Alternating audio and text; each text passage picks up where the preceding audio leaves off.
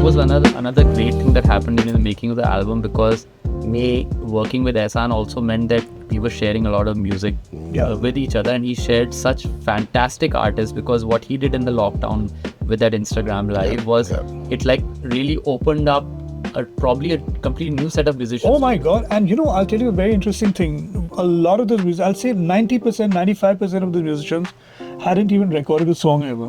Wow. So I'd hear these guys singing. I said, man, you guys should try and write your own material.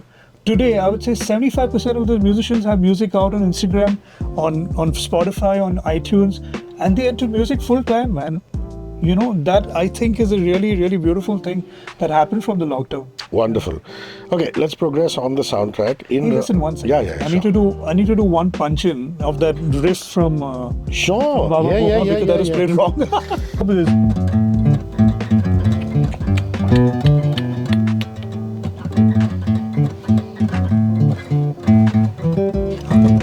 Something like that. No, but let's try. One interesting thing about the riff was this was the first thing in the song and the last thing in the song. Because Ehsaan had made this amazing lick that kind of ruled and made the whole song, and then he refused to put it down because he was looking for the right tone. Oh my God! Mystery of the universe, where is that right tone? And he would go back home, change his guitars, change his amps, change the cabling. I don't know what he was doing, but that mystery of the missing tone for Va Va Voom. Wow. But eventually what I did, I hired this amp by a company called Vox. And Vox was the same amp that the Beatles used to use, and the Ventures and the Shadows, all of them.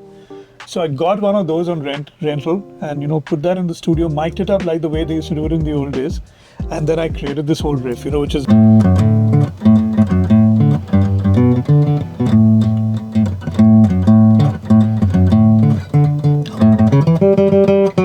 That's the right thing. Correct, I've got it now. Thing of beauty. Because he has complicated his life by making it. I keep forgetting the lick. Even I was forgetting about recording, man. The engineers tell me, what's wrong? Do you want to take a break and come back? I said, no, let's do it, man. Have you made this lick? Yeah, because actually this last part was created by Loy. I had a different da-da-da-da-da-da-da-da. The same thing repeated. Yeah, correct. Yeah. Musicians at work. He looked at him and he did something else. Okay, In Raaho Mein, which has Arijit Singh, the current superstar. I mean, it's a given that if SEL call him, he will come, he will do a track. But why did you think of him to do this particular track? Well, we thought that we'd, end the film on a high, with this song. And we thought Arijit would be very different for him to sing the song. Because he's not sung any songs like this.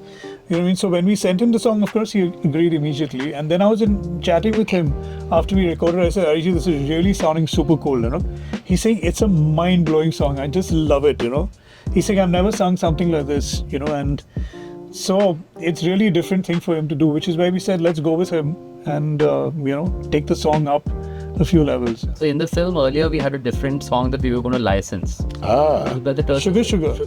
No. The Turtle song. Oh, yes, you're right. Yeah, so we were going to get that, and the negotiations went on for a year and a half. Oh my God. And we almost closed the deal, but it was too expensive.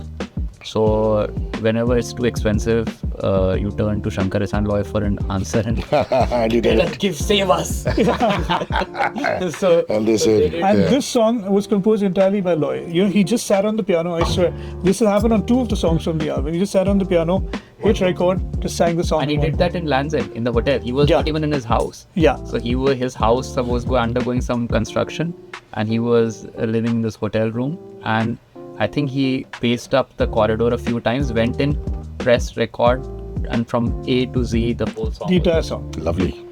And the same thing happened with that last song as well. Yeah. Beautiful. Now, Dishoom Dishoom is a very cabaret style, very old school. It reminds me of the cabarets of Park Street in Calcutta. It's just beautiful.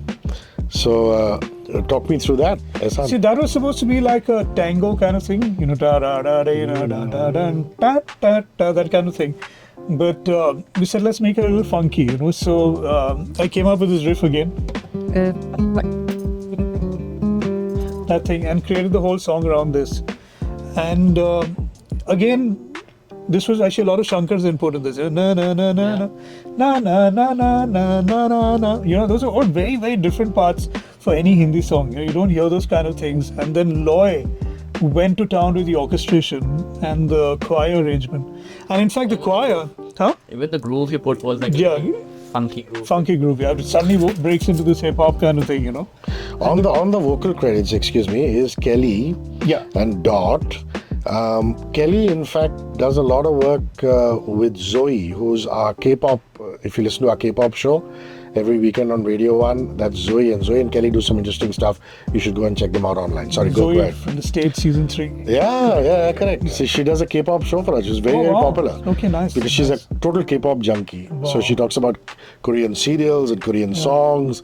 She exposes us to new Korean bands. Okay. Well, the thing is that, you know, the choir that sang on this, including Kelly and a whole bunch of singers, you know, I mean, what are the names? Those two sisters who are now part of this band called Wish. Yeah.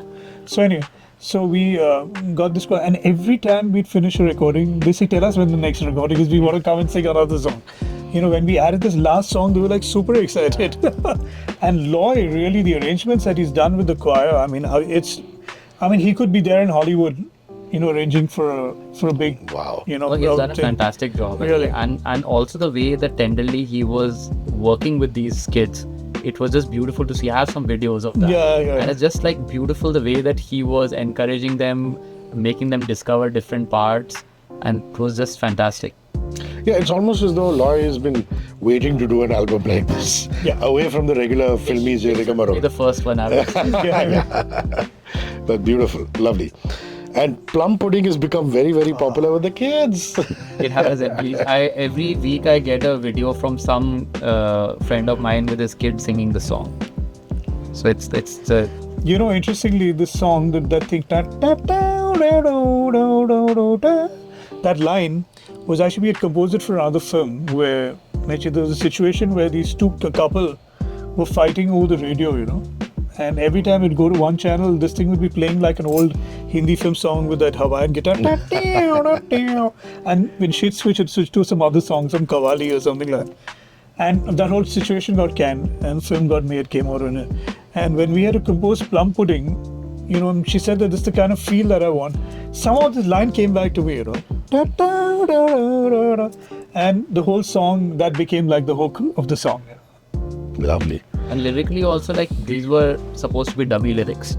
And when I said, like, I think this is good. Let's just stick with these. I can't go more dumb. My Plum Pudding.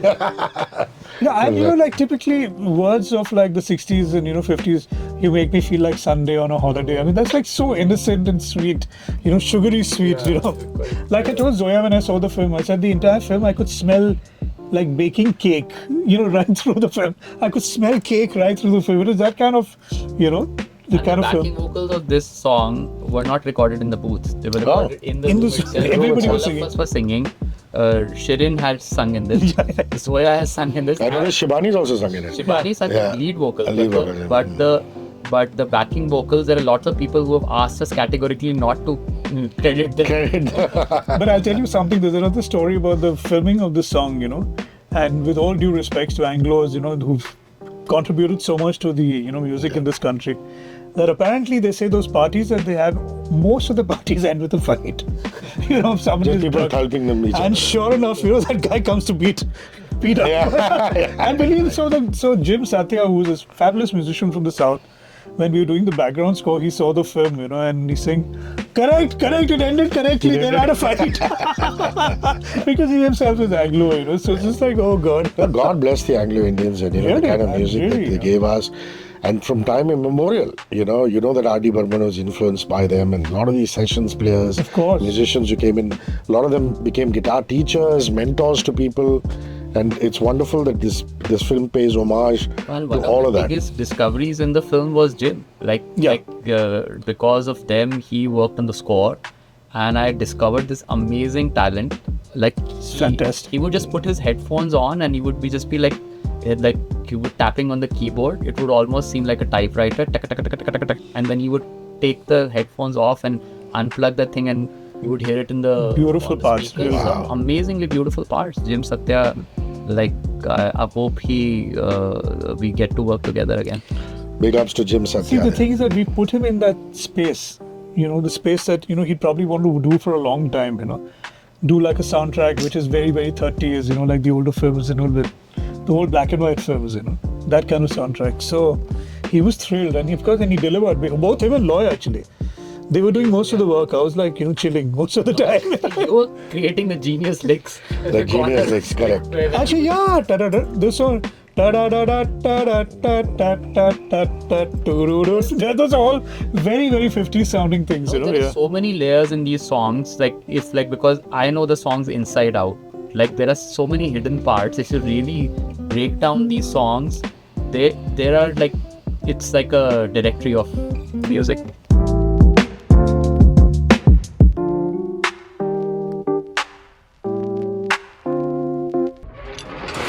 94.3 Radio 1.